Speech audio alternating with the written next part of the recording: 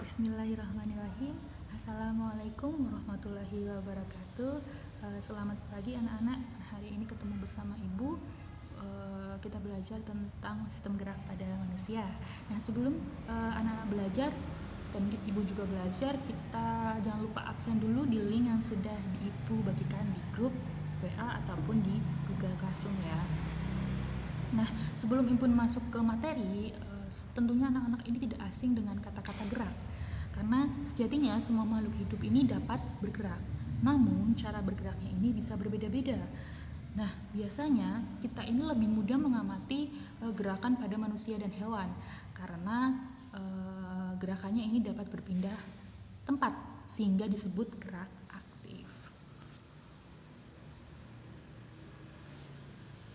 Nah, pada pembelajaran kali ini nanti kita akan menganalisis struktur dan fungsi gerak, struktur dan fungsi sendi, struktur dan fungsi otot, serta menganalisis upaya bagaimana menjaga kesehatan sistem gerak.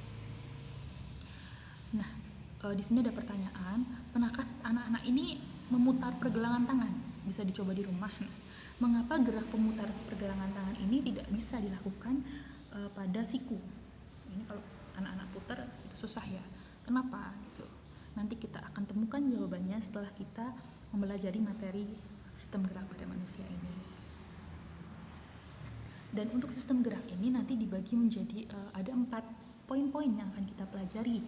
Yang pertama adalah rangka sebagai alat gerak pasif, kemudian persendian, kemudian otot sebagai alat gerak aktif, kemudian yang terakhir adalah upaya menjaga kesehatan sistem gerak pada manusia.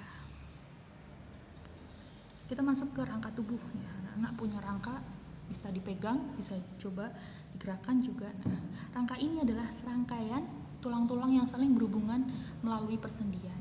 Itu adalah rangka. Kemudian rangka ini memberi juga bentuk tubuh dan melindungi bagian tubuh yang lunak. Anak-anak bisa lihat di situ adalah ada gambar tengkorak ya. Di mana nomor 1 ini adalah tulang tengkorak. Dia melindungi indera penciuman, indera penglihatan, kemudian perasa juga, dan pendengaran. Jadi ada tulang tengkorak.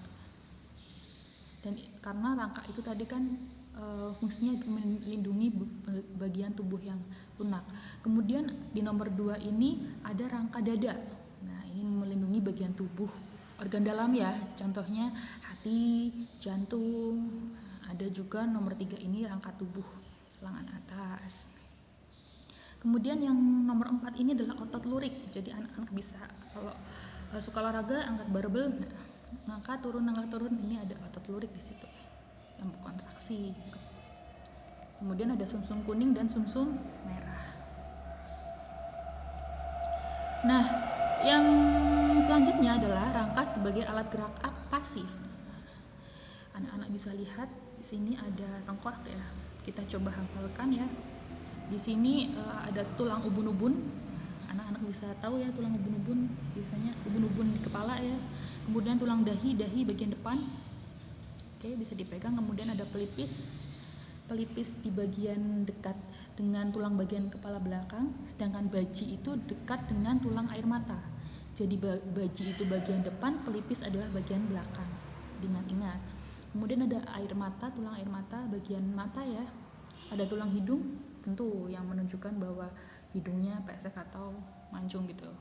Kemudian ada tulang pipi, bagian pipi kalian kalau tersenyum biasanya terangkat pipi. Kemudian ada rahang atas di bawah hidung, di antara hidung dan mulut. Kemudian ada rahang bawah. Kemudian ada tulang kepala bagian belakang. Nah, ini adalah tengkorak ya. Kemudian ada tulang dada, di situ ada tajuk pedang. Kemudian ada hulu badan, tulang dada, dan lain sebagainya. Nah, di sini ada tangan ya.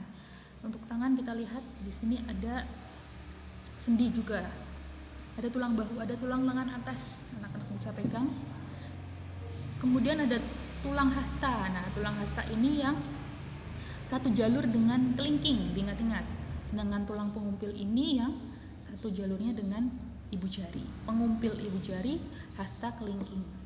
Kemudian ada tulang pergelangan tangan, tulang telapak tangan, dan tulang jari-jari tangan.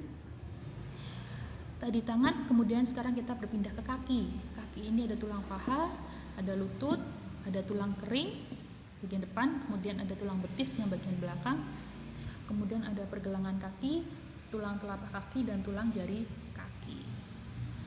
Nah, di sini juga ada tulang punggung ya, tulang punggung. Kemudian ada tulang leher, ada tulang punggung, tulang pinggang, ada tulang kelangkang, ada tulang ekor. Nah, ini adalah tulang-tulang pembentuk rangka tubuh ya. Kemudian di sini ada banyak bentuk tulang ya, dari mulai tulang pipa, kemudian tulang pipi, kemudian tulang pendek,